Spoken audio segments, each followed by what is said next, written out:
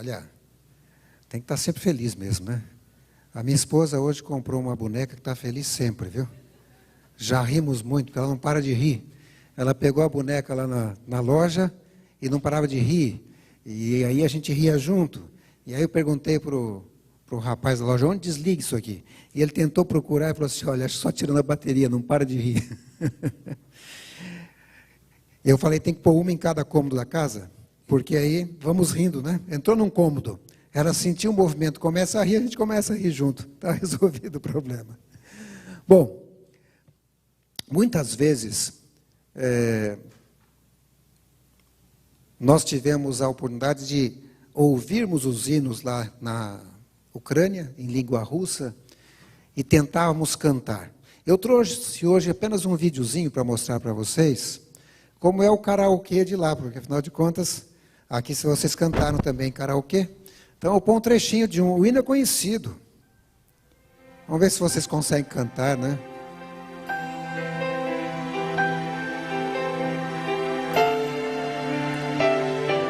O problema é ler aquilo lá, né?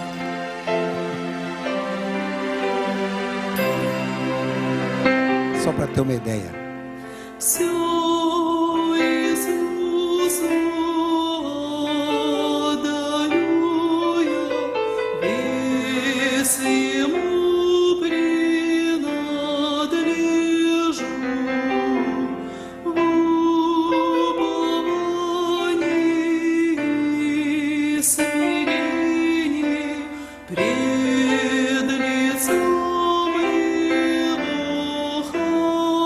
E aí vem o coro conhecido.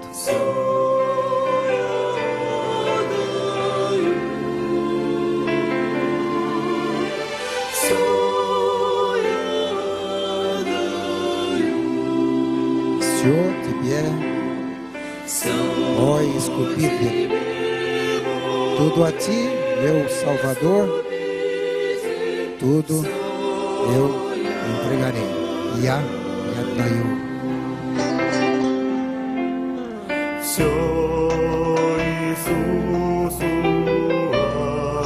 отдаю я, Боже, храм во мне создай, благодатью и любовью ум и сердце наполняй.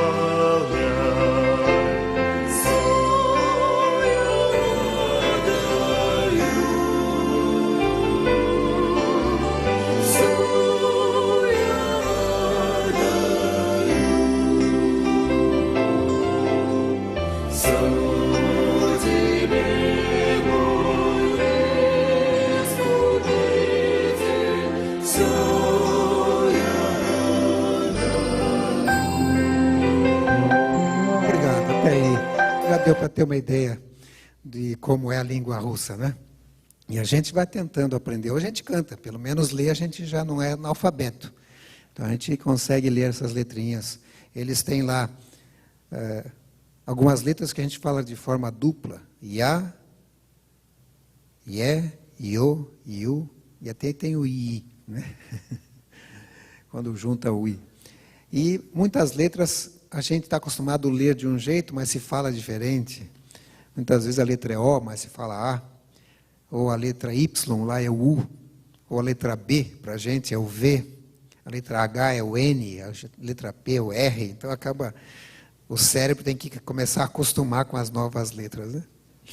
Muito bem, vamos à nossa palestra de hoje. Apenas relembrando um pouco a respeito da nossa linha do tempo. Eu disse a vocês que quem criou o tempo foi Deus, e Ele criou o tempo para se comunicar com o ser humano, do jeito que o ser humano pudesse entender, lá no começo da criação. Mostrei a vocês como em diversas ocasiões Deus utilizou o tempo para mostrar para o homem o que iria acontecer dentro de algum momento da história. E começamos a colocar em nossa linha do tempo os acontecimentos, desde o início da criação. O pecado ocorre em algum momento da história, E nós temos aí então o grande conflito vindo para a terra, mas a promessa de um Salvador que viria da semente da mulher e destruiria completamente o inimigo. Mas a pergunta era: quando terminará o conflito? Quando ocorrerá a volta de Jesus? Mostrei a vocês que a gente pode ser um pouquinho curioso. Havia os discípulos que foram curiosos, e o livro O Grande Conflito, na página 371, diz que nos é exigido saber a proximidade da volta de Jesus, e não conhecer pode ser fatal. Então, vamos preencher aí a nossa linha do tempo. Rapidamente, só relembrando, nós vimos aqui a profecia de Daniel 2, e através da profecia de Daniel 2, nós vimos, estamos esperando apenas a parte final, a parte da pedra, que é o reino eterno de Jesus Cristo. Estudamos também a profecia de Daniel capítulo 7, e através de Daniel 7 nós vemos que estamos vivendo nos últimos momentos da história, momento em que está havendo um julgamento no céu, aguardando apenas a segunda vinda de Jesus. E Daniel 8, onde aparece um grande tempo na profecia, 2.300 tardes e manhãs, aguardando aí o finalzinho do julgamento, quando a porta da graça se fechará. Também são profecias cumpridas. Todas essas profecias apontam para nós que estamos vivendo nos últimos dias da história deste planeta. Também vimos as profecias do Apocalipse, a profecia das 7 igrejas, nos mostra que estamos vivendo na última igreja, muito pouco tempo antes da volta de Jesus. Vimos também a profecia dos 7 selos, e quando olhamos os 7 selos, percebemos que estamos vivendo entre o 6º selo e o 7º selo. E o 7º selo já é a volta de Jesus. Ou seja, através das profecias da Bíblia, percebemos que estamos vivendo nos últimos dias, muito próximo à segunda vinda de Cristo, à segunda vinda de Jesus. Quando estudamos ontem à noite ou à tardinha sobre Daniel capítulo 11, vimos que estamos ali em apenas 4 versos da volta de Jesus. Porque Daniel 12, verso 1, já é a volta de Jesus. Nesse tempo se levantará Miguel, o grande príncipe, ou seja, falando do reino eterno de Cristo e a sua vinda a essa terra. Nós dissemos que Deus sempre avisa. Mostramos em Amós, capítulo 3, verso 7, que certamente o Senhor Deus não fará coisa alguma, ou seja, não fará nada, sem revelar primeiro o seu segredo aos seus servos, os profetas. Deixe-me ler esse trecho. Esse trecho está em Serviço Cristão, na página 77. Diz assim: os que se colocam sob a direção de Deus, para ser por Ele guiados, compreenderão a constante corrente dos acontecimentos que Ele ordenou. Daniel diz que os sábios entenderão. Eu quero analisar um pouco das profecias de Ellen White. Será que os textos de Ellen White seriam tão inspirados quanto os textos dos profetas da Bíblia? Qual o pensamento da Igreja Adventista a respeito disso? Eu coloquei aí um texto do Manual da Igreja, e eu gostaria de ler para vocês. Ali diz assim: um dos dons do Espírito Santo é a profecia. Este dom é um sinal identificador da igreja remanescente e foi manifestado no ministério de Ellen G. White. Como mensageira do Senhor, seus escritos são uma contínua e autorizada fonte de verdade, que proporciona conforto, orientação, instrução e correção à igreja. Eles também tornam claro que a Bíblia é a norma pela qual deve ser provado todo ensino e experiência. Já que aqui diz que os escritos de Ellen White são uma contínua e autorizada fonte de verdade, nós vamos estudar um pouquinho dessa contínua fonte. Na Revista Adventista, de junho de 82, na página 12, mostra que a Igreja Adventista não admite graus de inspiração. O assunto é inspirado ou não. A Igreja Católica tem um pensamento um pouco diferente. Na Bíblia Católica você tem os livros da Bíblia e alguns livros que são os livros chamados apócrifos. Esses livros, para eles, são assim menos inspirados. São inspirados, mas não são assim tão inspirados, são um pouquinho inspirados. A Igreja Adventista não aceita isso. Uma coisa é inspirada ou não é inspirada. Então, se algo é inspirado, foi Deus quem deu. E se Deus deu, é verdade. E é uma fonte autorizada para você estudar. Esse é o pensamento da Igreja Adventista do sétimo dia. Bom, então vamos ver algumas das profecias de Ellen White que estão no Espírito de Profecia, o que Ellen White escreveu. A primeira delas, no Grande Conflito, na página 7. Diz assim: a grande controvérsia entre o bem e o mal há de assumir proporções cada vez maiores até o seu final desenlace. À medida, porém, que a igreja se aproxima da hora de sua libertação definitiva, Satanás há de agir com redobrada energia. Ele desceu a voz e tem grande ira, sabendo que já tem pouco tempo. Ele operará com todo o poder e sinais de prodígio, de mentira. Preste atenção. Durante 6.000 anos, este espírito superior, que ocupou outrora lugar preeminente entre os anjos de Deus, tem estado devotado a uma obra de destruição e engano. E aí ela diz: é nesse tempo cheio de perigos que os seguidores de Cristo terão de anunciar ao mundo a mensagem do segundo advento de Cristo, a fim de preparar um povo imaculado e irrepreensível para a volta do Senhor. Esse texto, embora ele não seja totalmente claro naquilo que eu quero dizer, ele dá a entender que durante 6.000 anos Satanás estaria envolvido com a destruição e engano. Mas depois disso Cristo voltaria. Mas veja, não está dizendo assim claramente isso. A gente pode pensar dessa forma, pelo que ela diz. Mas vamos ver mais um texto. Esse é um deles. De acordo com esse texto, eu poderia pensar que Cristo voltaria a partir do pecado, contaria 6.000 anos de destruição e engano, e Jesus voltaria após esse período. Mas vamos ver outro texto, esse do Grande Conflito, na página 663.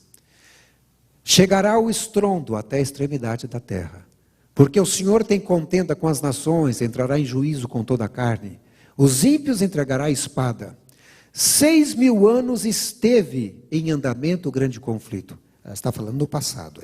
6.000 anos esteve em andamento o grande conflito.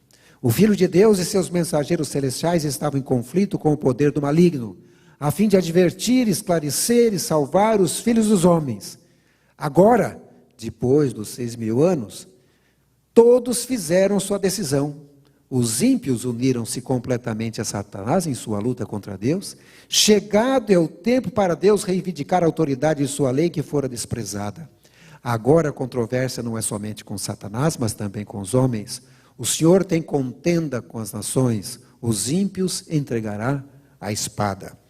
Note o que diz aí. 6.000 anos esteve em andamento. E agora, após os 6.000 anos, chega o momento em que todos fizeram sua decisão. E é o momento da segunda vinda de Jesus. Parece que esse texto é um pouco mais claro com respeito a essa questão de 6.000 anos ser a duração em que o pecado reinaria aqui na terra. Não sei se vocês estão entendendo. Os que estão na internet aí, porque tem um grupo que estaria na internet e estaria assistindo hoje, hein? Estou olhando para vocês aí hoje. Espero que vocês estejam assistindo mesmo. Vamos colocar isso na nossa linha do tempo. Então, quando eu coloco na linha do tempo, onde diz que 6.000 anos esteve em andamento o grande conflito, agora todos fizeram sua decisão, chegado é o tempo para Deus reivindicar a autoridade de sua lei que fora desprezada, eu posso responder a pergunta: quando ocorrerá a volta de Jesus? Após 6.000 anos de pecado. Mas, vamos ver mais um texto. Esse está no livro O Grande Conflito, na página 660. Diz assim: durante 6.000 anos, a obra de rebelião, Satanás tem feito estremecer a terra. Ele tornou o mundo como um deserto e destruiu as suas cidades. A seus cativos não deixava ir soltos. Durante 6.000 anos, o seu cárcere, ou o sepulcro, recebeu o povo de Deus, e ele queria conservar cativos para sempre. Mas Cristo quebrou os seus laços, pondo em liberdade os prisioneiros. Ou seja, durante 6.000 anos, as pessoas morriam, mas agora chegou o momento em que Jesus quebra os laços da morte e as pessoas passam a ser ressurretas e ter vida eterna. Também um texto que apoia esse pensamento de que durante 6.000 anos o pecado duraria sobre a terra. E sabe, nós estamos vivendo pouco tempo antes do fim desses 6.000 anos. Não falta muito tempo mais. Olha o que diz o Patriarcas e Profetas na página 342. O grande plano da redenção tem como resultado trazer de novo o mundo ao favor de Deus, de uma maneira completa. Tudo que se perdera pelo pecado é restaurado, não somente o homem é redimido, mas também a terra, a fim de ser a eterna habitação dos obedientes. Durante 6.000 anos, Satanás tem lutado para manter a posse da terra. Agora, se cumpre o propósito original de Deus ao criá-la. Os santos do Altíssimo receberão o reino e possuirão o reino para todos, sempre, de eternidade em eternidade. Olha o que diz aí. Durante 6.000 anos, Satanás tenta manter a posse da terra. Mas após os 6.000 anos, ou seja, agora, de acordo com o que ela está escrevendo, os santos do Altíssimo vão receber o quê? O reino. Ou seja, a volta de Jesus. Ocorrendo após esse período de 6.000 anos de pecado. E nós estamos vivendo pouco tempo antes do final desses 6.000 anos. Mais um texto. Esse está no Grande Conflito, na página 679. Diz assim: está para sempre terminada a obra de ruína de Satanás. Durante 6.000 anos efetuou a sua vontade. Quanto tempo Satanás efetuou a vontade dele? 6.000 anos. Durante 6.000 anos efetuou a sua vontade, enchendo a terra de miséria e causando pesar por todo o universo. A criação inteira tem igualmente gemido e estado em dores de partos. Mas depois dos 6.000 anos, agora, as criaturas de Deus estão para sempre livres da sua presença e tentações. Já descansa, já está sossegado toda a terra, exclamam justos com júbilo. E uma aclamação de louvor e triunfo sobe de todo o universo fiel. A voz de uma grande multidão, como a voz de muitas águas, e a voz de fortes trovões é ouvida dizendo: aleluia, pois o Senhor Deus, onipotente, reina.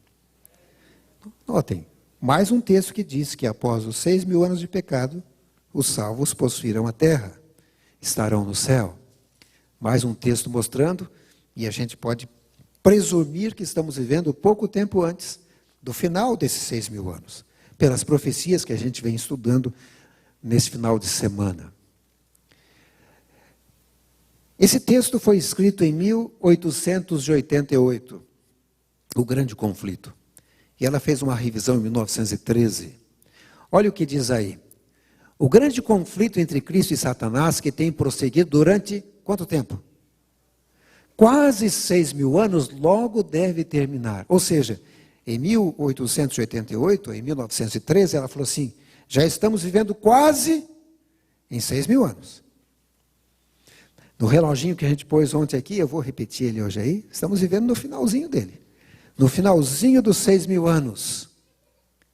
Olha o relógio aí. Repetindo para vocês, quando a gente põe os 6.000 anos no relógio, nós temos a 0 hora a criação, 1h50 a morte de Adão, às 3 horas o dilúvio, às 4 horas Abraão, às 5 horas o Êxodo, às 6 horas Davi, às 7 horas Daniel, às 8 horas o tempo de Cristo, às 9 horas o sistema papal, às 10 horas a Idade Média, às 11 horas a Reforma, às 11h57 começa o tempo do fim, em 1798, o juízo investigativo às 11h58, 1844, e estamos vivendo aí às 11h59, porque à meia-noite, ou às 12 horas, nós temos a volta de Jesus. Ou seja, estamos vivendo muito pouco tempo antes da volta de Jesus. Agora, será que existe alguma revelação divina que a gente não estudou ainda? Será que realmente chegou a hora da segunda vinda de Jesus Cristo? A volta de Jesus? Bom, nós vimos aí que estamos vivendo... Eu fiz em 2009 esse PowerPoint e não corrigi para aqui, né? Tinha que pôr 2011 lá. Já passou mais 2 anos. Ou 3 anos. Não, 2. Nós estamos aí vivendo no quase 6.000 anos de pecado. Se eu determinar quando entrou o pecado na terra, eu poderia saber quando terminaria os 6.000 anos, não é verdade? Será que é possível determinar quando entrou o pecado na terra? Porque se eu conseguir isso, eu posso dizer quando ocorrerá a volta de Jesus. E afinal de contas, o livro Grande Conflito, na página 370, 371, diz que, conquanto a gente não saiba o dia nem a hora, quanto à sua proximidade, nos é exigido saber. Então eu posso tentar estudar um pouco mais. O livro Serviço Cristão diz que aqueles que se colocam diante de Deus para serem por Ele guiados, compreenderão a constante corrente dos acontecimentos que Ele ordenou. Então, será que é possível estudar mais? Quando eu estava lendo esse livro, Mensageira do Senhor, na página 37, eu achei interessante que ela diz assim: o livro do Apocalipse deixa claro que Satanás está ciente da linha profética do tempo e o projetado fim de seu tempo no universo. Será que o Satanás tinha que conhecer mais do que a gente? O que mais que ela diz? À medida que ocorrem os acontecimentos divinamente preditos, o diabo terá grande ira, pois sabe que pouco tempo lhe resta. Como é que ele sabe que tem pouco tempo? Porque ele deve estar estudando as profecias. Não existe outra maneira de você saber que falta pouco tempo, senão estudando as revelações divinas. Um outro texto aqui, Conselhos para a Igreja, na página 38, diz: Satanás é diligente estudante da Bíblia. Olha que coisa. Diz mais: sabe que o seu tempo é? O que ele sabe? Que o tempo dele é curto. E procura em todos os pontos opor-se à obra do Senhor na terra. Poxa, mas será que o diabo está estudando mais a Bíblia do que a gente? Diz que ele é diligente estudante da Bíblia. Olha que coisa impressionante. E ele sabe que pouco tempo lhe resta, que não tem mais muito tempo. Bom, vamos olhar de novo a nossa linha do tempo. Vamos pensar um pouquinho aqui. Então, no momento do pecado, tem início a contagem dos 6.000 anos. Quando termina os 6.000 anos, eu tenho o final da contagem dos 6.000 anos e ocorreria a volta de Jesus, de acordo com os textos de Ellen White. E nós vimos aí, no grande conflito, também dizendo que o conflito que tem prosseguido quase 6.000 anos, logo deve terminar. Ou seja, estamos próximo do final. Ou seja, estamos vivendo muito pouco tempo antes do fim dos 6.000 anos. Muito próximo à volta de Jesus. Vimos também ali que estamos vivendo a 1 minutinho da segunda vinda de Jesus. Esse livro é um livro conhecido, mas quando eu comprei esse livro na Conferência Geral de 2005, eu achei interessante, porque na capa dele estava escrito assim: 6.000 anos se completando. Você está pronto? E eu falei, esse livro aí apoia a ideia do que eu estou estudando. E quando eu fui ver, realmente eram trechos extraídos do grande conflito. Então fazia sentido, era claro. Era o pensamento de Ellen White. Mas no sermão de abertura daquela conferência geral, em 2005, e foi colocado na revista Adventista, olha o que o pastor Matthew Bediakov disse. Amigos, cerca de 6.000 anos atrás, o inimigo sequestrou este planeta. Ele nos mantém reféns. Mas a boa notícia é que nossa equipe de resgate está a caminho, liderada pelo príncipe Emanuel, nosso Senhor e Salvador. Quando ele pregou isso no sermão de abertura da Conferência Geral de 2005, eu disse, olha, então eu posso pegar e pregar também. Ele também está pregando o mesmo assunto, né? E agora, no início desse ano, o pastor Ted Wilson, falando sobre a próxima Conferência Geral, que vai ocorrer aqui no Texas, né? Ele disse assim, eu espero que a gente já esteja no céu. Pelo menos é esse meu pensamento e o meu desejo. E alguém disse assim, poxa, mas é perigoso um presidente ficar falando isso, mas é o anelo dele, e é o anelo nosso também. A gente deve desejar a volta de Cristo o quanto antes, né? É preferível fazer essa conferência geral lá no céu, né? Tem mais lugar, tem mais espaço, mais gente vai poder assistir, né? E principalmente porque vai ter a presença visível do diretor-geral da igreja, que é Jesus Cristo, não é verdade? Seria o ideal mesmo. Mas voltamos aqui à nossa questão. Se eu tenho ali o pecado, 6.000 anos de pecado e no fim a volta de Jesus, e Cristo volta no final dos 6.000 anos de pecado, será que é possível determinar quando entrou o pecado na terra? Vamos ver. Para isso a gente tem que dar uma olhada em Daniel 8 e 9, com um pouco mais de cuidado. Mas a gente já estudou isso, é as 2.300 tardes e manhãs, eu sei.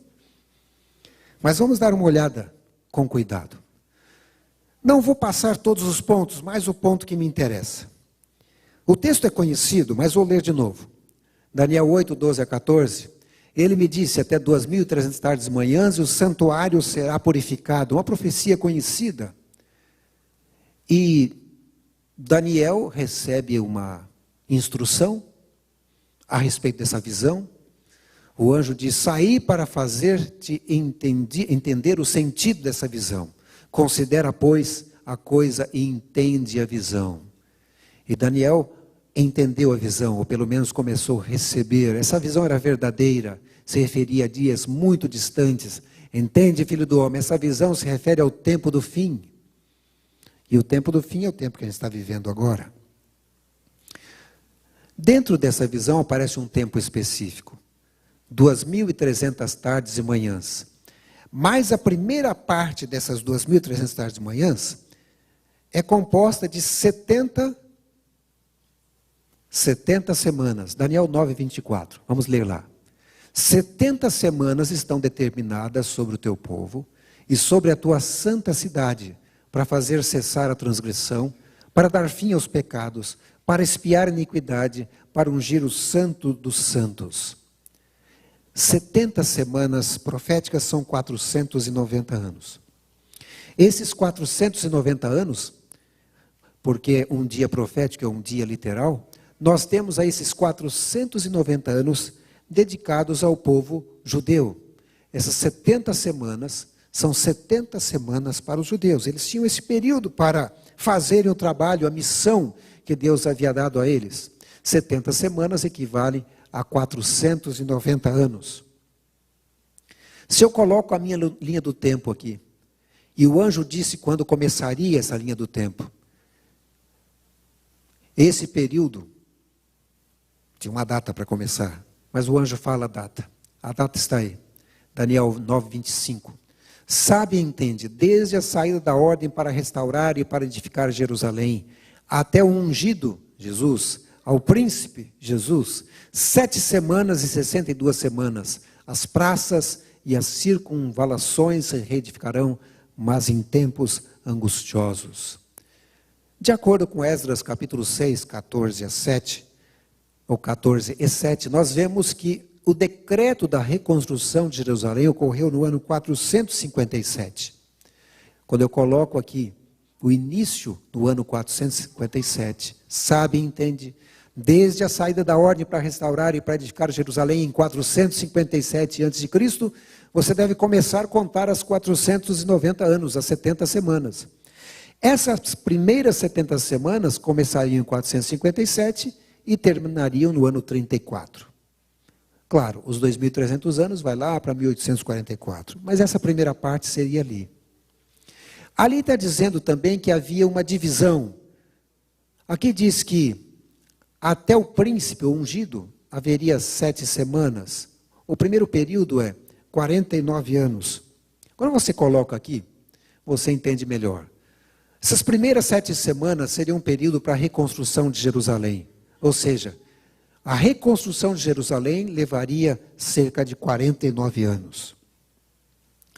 Depois tem mais um trechinho de 62 semanas até o ungido. Ou seja, até Jesus ser batizado. Quando você soma as duas, então você tem 483 anos. 7 semanas, mais 62 semanas, 69 semanas, ou 483 anos. Ou seja, de 457 até o ano... De 457 com 483 anos, eu chego ao ano 27. Foi quando ocorreu o batismo de Jesus, no ano 27. Jesus foi batizado no ano 27, mas, para ter certeza disso, o livro de Lucas, capítulo 3, verso 1, dá alguns detalhes a mais. Me parece que essa data é a data mais demarcada na Bíblia. Olha o que diz aí. no 15º ano do reinado de Tibério César, sendo Pôncio Pilatos governador da Judéia, Herodes tetrarca da Galileia, seu irmão Filipe tetrarca da região da Itureia e Traconites, Elisânias tetrarca de Abilene, sendo sumos sacerdotes Anás e Caifás, veio a palavra de Deus a João, filho de Zacarias, no deserto.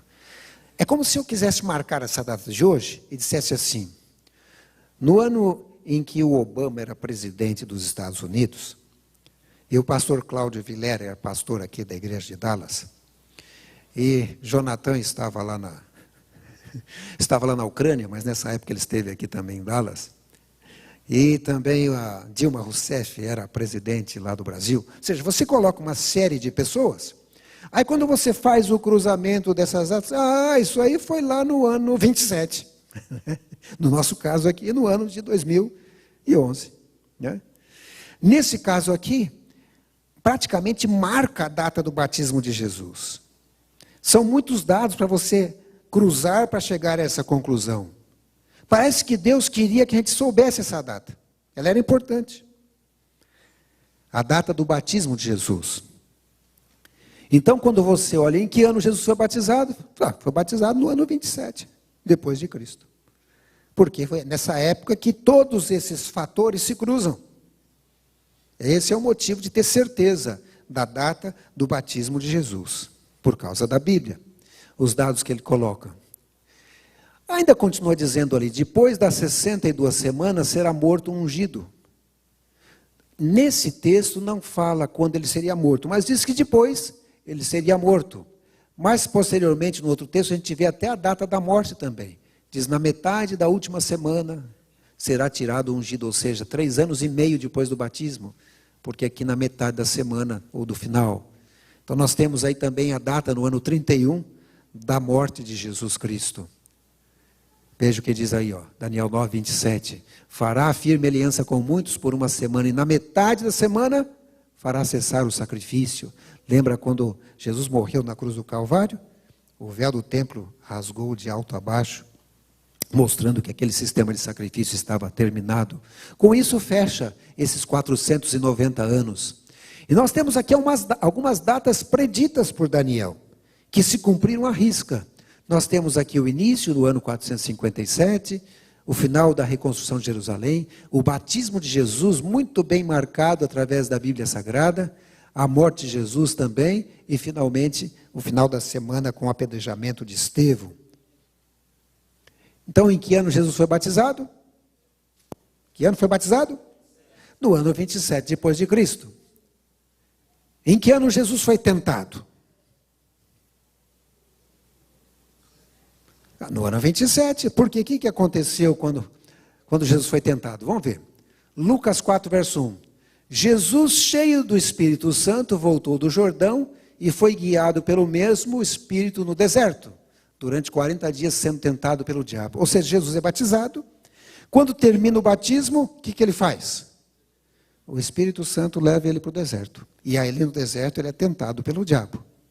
Então eu posso afirmar que Jesus, em que ano ele foi tentado?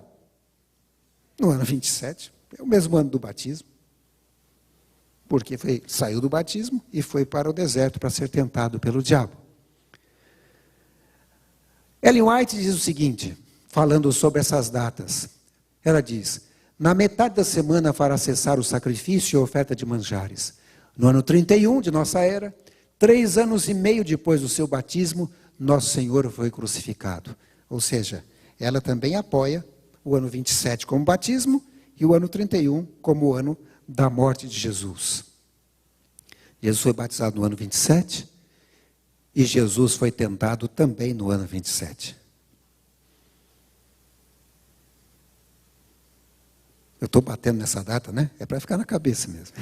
Jesus foi batizado e tentado no ano 27. E Jesus foi crucificado no ano 31 depois de Cristo. Um detalhe que é importante a gente ver. Desejar tuas nações, na página 235. O tempo da vinda de Cristo, sua unção pelo Espírito Santo, sua morte e a pregação foram o quê? Definitivamente indicados. Por isso que a gente sabe a data.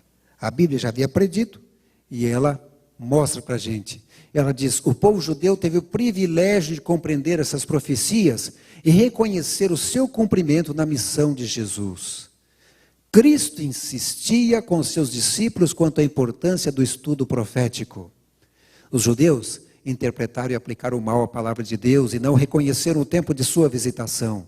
Os anos do ministério de Cristo e seus apóstolos, os derradeiros de graça para o povo escolhido, passaram nos tramando a destruição dos mensageiros do Senhor. Terrestres ambições os absorviam e o oferecimento do reino espiritual foi-lhes feito em vão. Assim hoje, o reino deste mundo absorve os pensamentos dos homens, não observam o veloz cumprimento das profecias e os indícios do rápido aproximar do reino de Deus. Voltamos à nossa linha do tempo. Nós temos aqui, em 1798, o tempo do fim, 1844, o julgamento.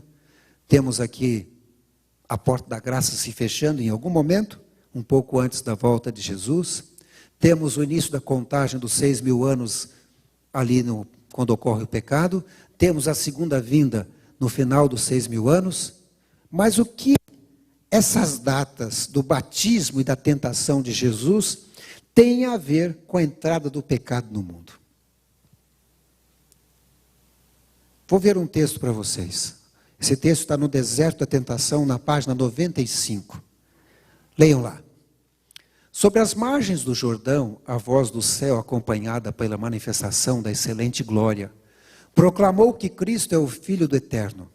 Satanás estava prestes a encontrar-se pessoalmente com o chefe do reino que ele veio para vencer. Se falhasse, sabia que estava perdido. Portanto, o poder de suas tentações estava de acordo com a grandeza do objeto que ele ganharia ou perderia.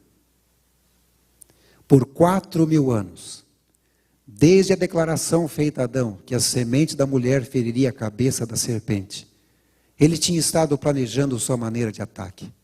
Lançou mão de todos os esforços para vencer no apetite a Cristo, que suportou as mais cruciantes dores da fome. O que diz nesse texto, irmão? Aqui diz que nessa época que Satanás tentou a Jesus, já tinha feito 4.000 anos, desde aquela declaração de que a semente da mulher feriria a cabeça da serpente. E continua dizendo: a vitória ganha destinava-se não somente a ser um exemplo para os que caíssem sob o poder do apetite, mas para qualificar o Redentor na obra especial de alcançar as profundezas da tristeza humana. Pela experiência própria quanto à força das tentações de Satanás, os sofrimentos e as enfermidades humanas, ele saberia como socorrer aqueles que estariam dispostos a ajudar-se a si mesmo. De acordo com esse texto, desde a declaração de Gênesis 3,15, por 4.000 anos, desde essa declaração feita a Adão, de que a semente da mulher feriria a cabeça da serpente, ele tinha estado planejando sua maneira de ataque.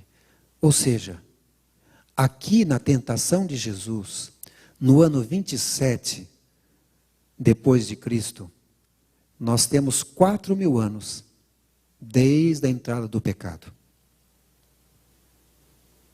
Ou seja, no ano 27, completou 4.000 anos de pecado nessa terra, de acordo com esse texto que eu li aí, de Ellen White.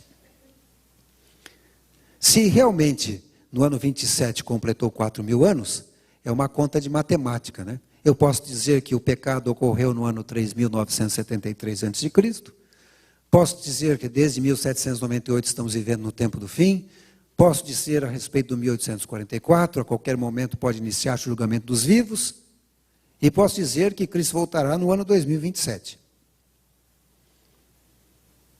Mas não dá para construir uma doutrina num texto, né? Então vamos ver mais alguns textos aí. Mas se eu olhar só esse texto, é isso que eu vou pensar, não é verdade? No ano 27, Jesus é tentado, e ali diz que quando Jesus foi tentado, completou 4.000 anos. Se são 6.000 anos, eu ponho mais 2.000 anos para frente, 2027 é o ano da volta de Jesus. Mas vamos ver mais um texto. Esse está no Desejado de Todas as Nações, na página 117. Diz assim: Satanás apontara o pecado de Adão como prova de que a lei de Deus era injusta e não podia ser obedecida. Cristo devia redimir em nossa humanidade a falha de Adão. Quando este fora vencido pelo tentador, entretanto, não tinha sobre si nenhum dos efeitos do pecado. Encontrava-se na pujança da perfeita varonilidade, possuindo pleno vigor da mente e do corpo. Achava-se circundado das glórias do Éden e em comunicação diária com seres celestiais.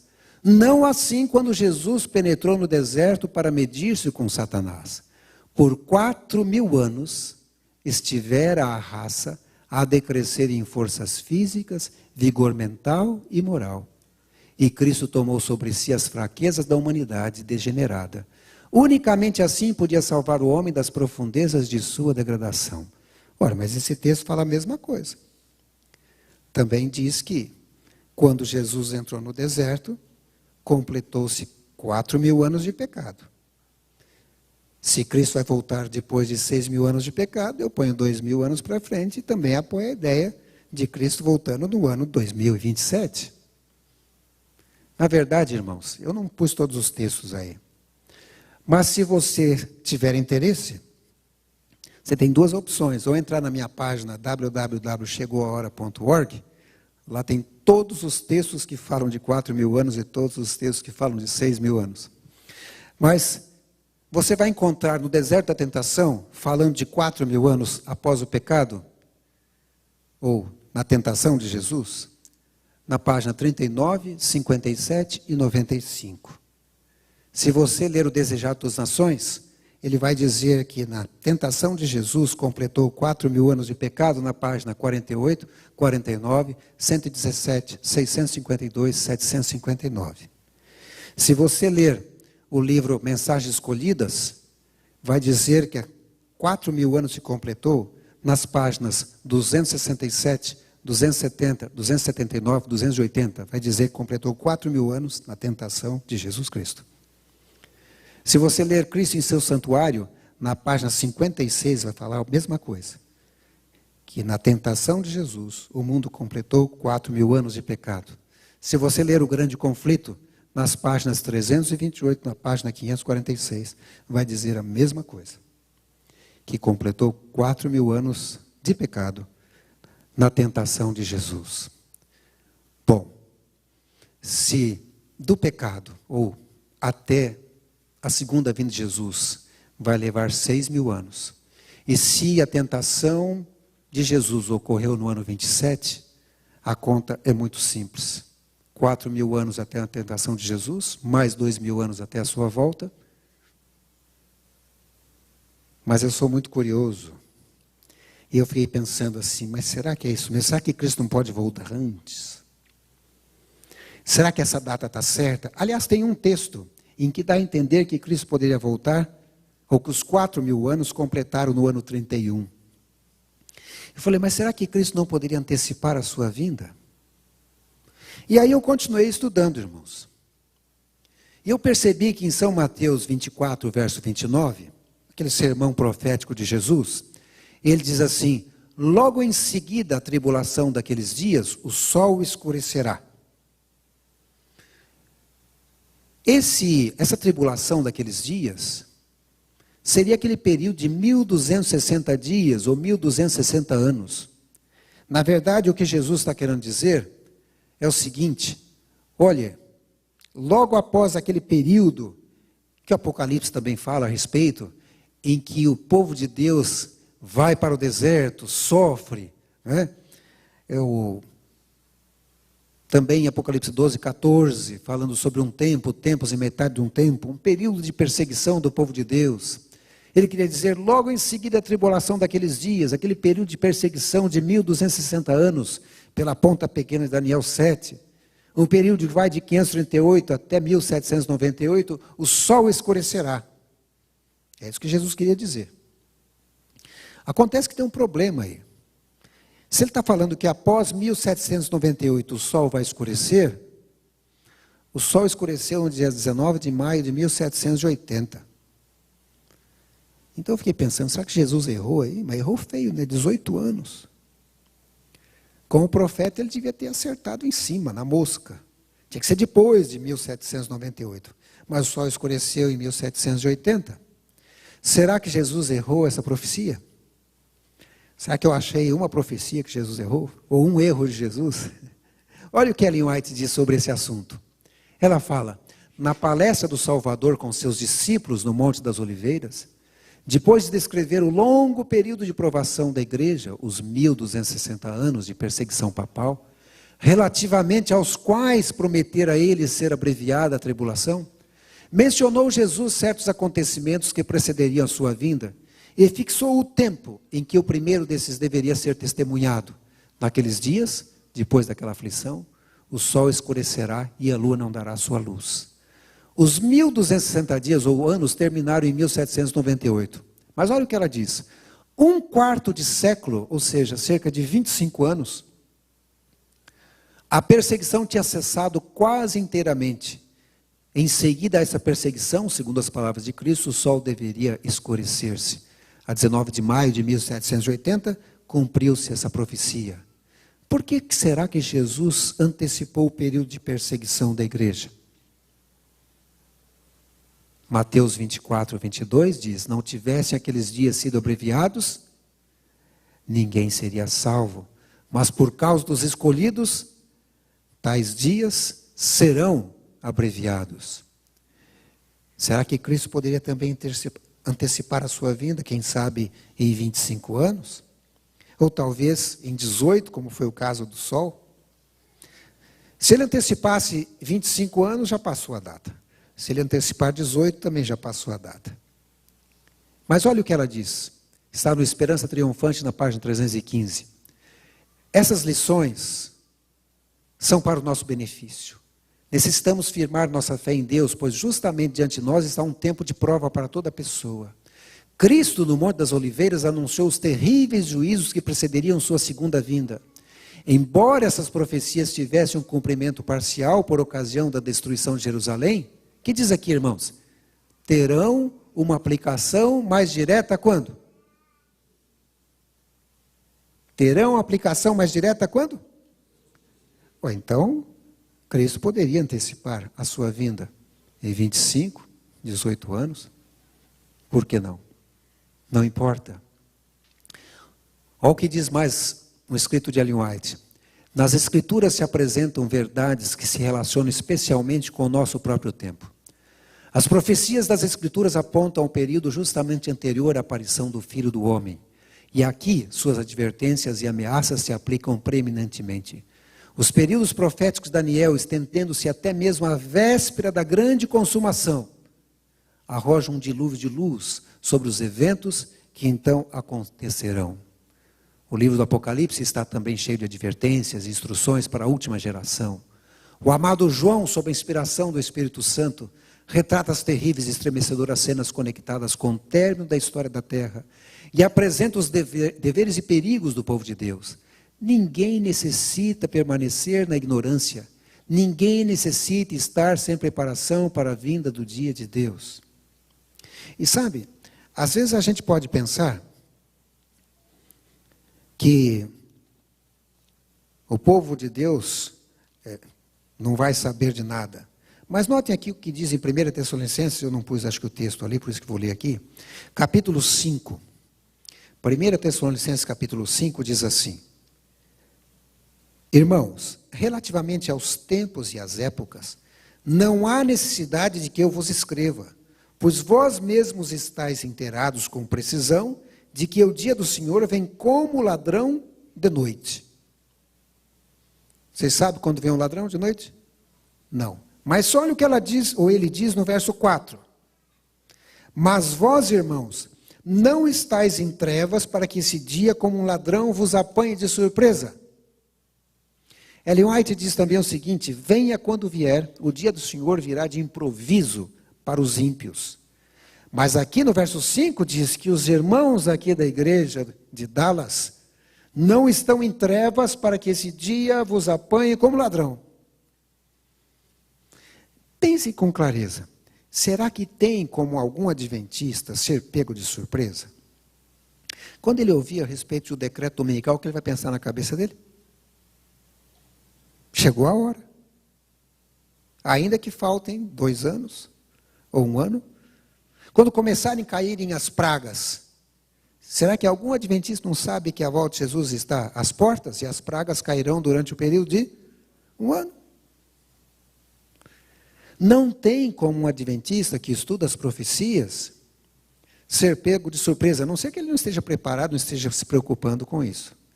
Mas se alguém estudou as profecias, ele sabe exatamente em que tempo ele está vivendo na história. É impossível. Mas vou dizer uma coisa para vocês. Não adianta nada conhecer. Eu disse que um médico pode saber que fumar faz mal e continuar fumando. E chegar para o paciente e falar assim, olha, pare de fumar, senão você vai morrer, viu? Esse negócio dá câncer. Fala, mas doutor, o senhor também fuma? Não, eu fumo, mas eu já tomei a decisão, eu vou morrer mais cedo mesmo, mas você... Ou seja, saber quando vai ocorrer não salva ninguém. A salvação vem através de Jesus Cristo. E olhe, existe um perigo muito grande da gente ficar dormindo, mesmo sabendo de tudo isso. Há um outro detalhe aqui, é bom ler esse texto também. É o texto Desejado das Nações, na página 69, mencionando o dia da volta de Jesus, dizendo que seria abreviado, falando de Mateus 24, ela fala assim, que o discurso de Cristo de Mateus 24 foi dado não para os discípulos somente, mas para aqueles que haveriam de viver, quando? Nas últimas cenas da história terrestre. Ela diz também no Desejado das Nações que Deus tem dado aos homens a advertência dos juízes por vir. Aqueles que tiveram fé na mensagem, por ele é enviada para o seu tempo, e agiram segundo a fé em obediência aos seus mandamentos, escaparam os juízos que caíram sobre os desobedientes e incrédulos. Aqui diz que os discípulos tiveram aviso da destruição de Jerusalém. E agora estamos dando aviso da segunda vinda de Cristo e da destruição impendente sobre o mundo. Os que ouvirem a advertência serão salvos. Em Mateus 25 tem a parábola das 10 virgens. Quem são as 10 virgens? O que elas estão esperando? O noivo. Quem é o noivo? Então elas estão esperando a volta de Jesus, não é verdade? Então são adventistas. As 10 virgens são adventistas. O que elas têm na mão? Uma lâmpada. O que a própria Bíblia diz que é a lâmpada? Lâmpada para os meus pés é? Opa, então, quantas tem a lâmpada, irmãos? Oh, todas 10, que maravilha. A lâmpada está apagada ou está acesa? Acesa. Acesa. E elas estão esperando a volta de Jesus, não é? Estão esperando o casamento. Mas sabe, irmãos, se o fato da lâmpada estar acesa é sinal que tem um óleozinho lá, um azeite. Está acesa. Mas que dá um sono, irmãos. E nesse sono, quantas dormem? Dá até vergonha de falar, né? Mas a igreja adventista inteira de Dallas dorme. Ou melhor, do mundo inteiro. Às 10, 100% de sono. Mas tem um momento que alguém que não estava dormindo, não sei quem, dá um grito e fala, olha aí, veio o noivo, quantas acordam? Que beleza, ainda bem, todas acordam. Olham para a lâmpada, está acesa ou está apagada?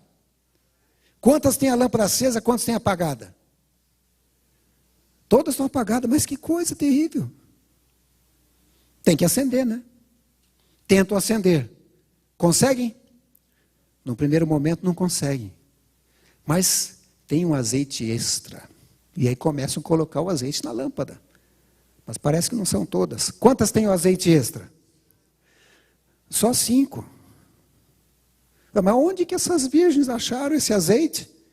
Que na hora ali do sufoco tinham esse azeite extra? Com certeza foi antes de dormir. E com certeza foi antes do noivo chegar. Por enquanto estou vendo que ninguém está dormindo ainda. Beleza.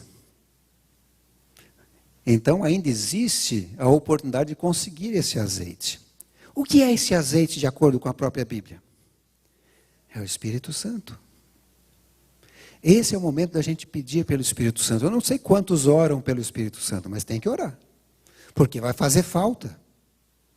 Então você tem que orar agora pedindo, Senhor, põe mais Espírito Santo na minha vida. Porque vai chegar um momento em que mesmo você não querendo, pode ser que você durma. E pode ser que chegue um momento em que a sua fé esteja tão pequenininha e talvez a lâmpada até apague, mas com azeite extra a coisa vai avante. Como é que a gente faz para ser virgem prudente? Porque a Bíblia diz assim, que 5 virgens eram prudentes e 5 virgens eram nécias. Isso é muito simples, viu, irmãos? É só você adotar o estilo de vida de virgem prudente. Como é que é o estilo de vida de virgem prudente? O estilo de vida de virgem prudente é o estilo de vida de Jesus. É meio complicado para os dias de hoje, porque é o seguinte, a virgem prudente, ela come diferente. O mundo inteiro come de um jeito e a virgem prudente come diferente. E às vezes é criticada por isso, mas você não come isso, você não come nada. Você vai ficar muito fraco.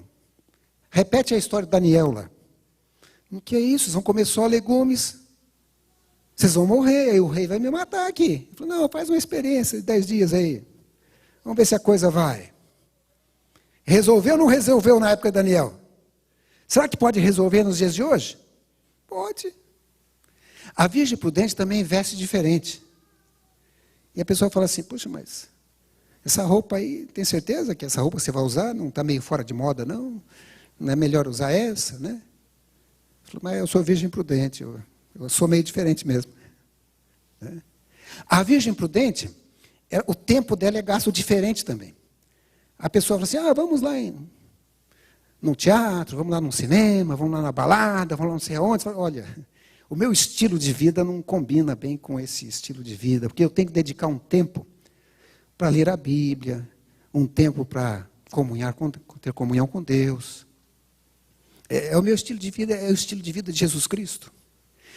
Algum tempo atrás, eu vi um livro que chamava assim, quer dizer, eu achei que chamava, o estilo, não era o estilo, a comida que Jesus comia. Eu achava que era esse o título. E cheguei na livraria e falei, eu vi um título aí, mas não comprei na hora e agora eu quero comprar. Como é que é o livro? A comida que Jesus comia. Eu só procurei e falei, não, com esse título não tem esse nome não. Não? Então, a comida de Jesus e seus discípulos, acho que é essa. Procurou, não, também não tem não. Eu falei, não é um livro religioso, não, é um livro de dieta. Então peraí, vamos achar aqui.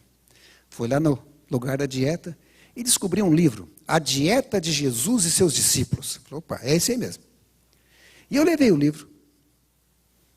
E nesse livro, a pessoa mostrava o que Jesus comia. Como era a alimentação dele.